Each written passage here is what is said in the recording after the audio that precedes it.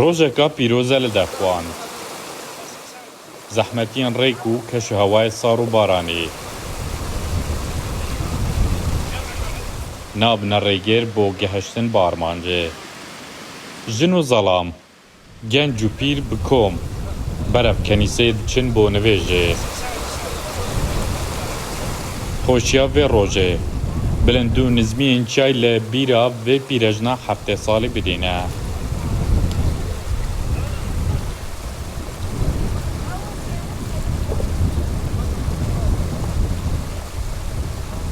ودي حيلة خوشة بس وبيراجنا بزحمتها. شي زحمة لنا ابراهيم نعم بيري. Salane xelkê gundê dorê li devera berwarî bala di ekşembiya piştî cejna Rabûnê. Şanedêra Marqeyûm encam didin.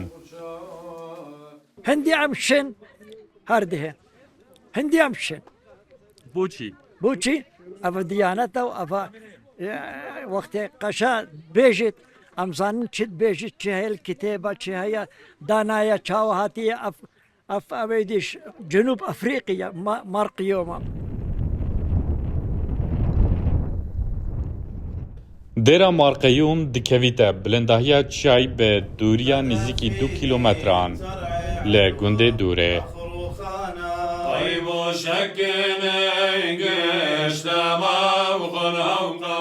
Xelkê gundî û beşek ji kirîsyanên gundên dewrûber di vê rojê qedasa xwe têda encam didin.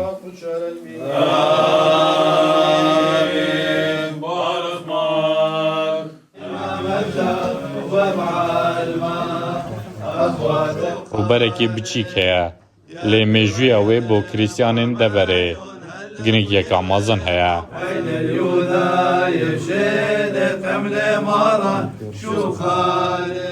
أو مطران جهة مطران بو مطران أو مشروب بو المنطقة برواري صبنا نرواري كان هم ياردا والمطرانة تقريبا بري 600 صالة أو الهربون يعني الويجون دي بنو كشي زيارة تواني الهرا بجاري برهندي أم هر صال تينا هرا Ji merasimê şanedêrê û bîrînana Matran Marqeyûm piştî nivêjê helkirina moman û dawakirina bereket û lêxweşbûnê li xwe digirît.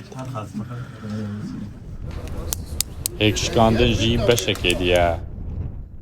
Ji bilî gundê Dûrê nêzîkî 10 gundên din yên kirîsyan nişîn li devera berwarî bala ser bi nehiya Kanîmasê hene. Nayf Ramazan Rûdaw devera berwarî bala.